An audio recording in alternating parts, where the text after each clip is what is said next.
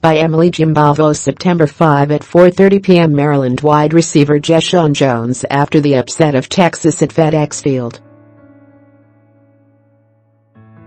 John McDonald. The Washington Post. After Maryland defeated Texas in its season opener on Saturday, Nicole Barron waited where the players would soon walk onto the team buses. Her son, Jeshaun Jones, had just become the star of his first college football game. The freshman wide receiver finally emerged after accounting for 3 touchdowns on his first 3 college touches, 1 rushing, 1 receiving and 1 passing. The remarkable start to his college career prompted a look into record books and led to jokes about how his 4th and final touch of the game resulted in a mere 8-yard gain. Before stepping onto the bus, Barron took pictures with her son and congratulated him. Then, she pulled him in tight. "You're about to blow up," Barron told her son. "You keep your head on straight."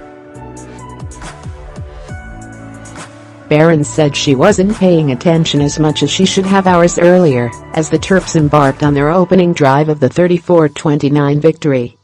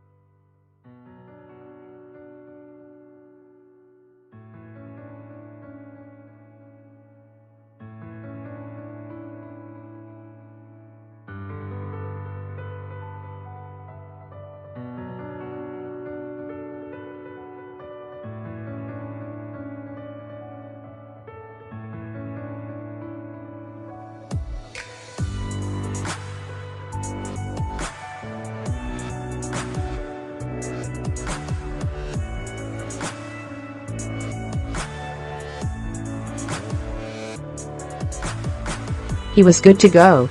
He seemed confident in the situation. The versatility Jones showcased on Saturday didn't come as a surprise. As a senior, he led his team in rushing and receiving yards and completed 9 of 13 passes for 106 yards. In the 3 years before Con coached Jones, he game-planned against him, and the coach also remembers Jones as a hard-hitting safety. Jones also played baseball and basketball, and his mom thinks he was a better baseball player than football player.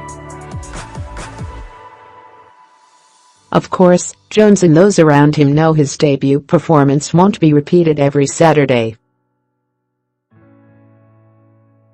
Barron didn't feel the magnitude of her son's accomplishment until she turned on the hotel TV at 5 a.m. Sunday.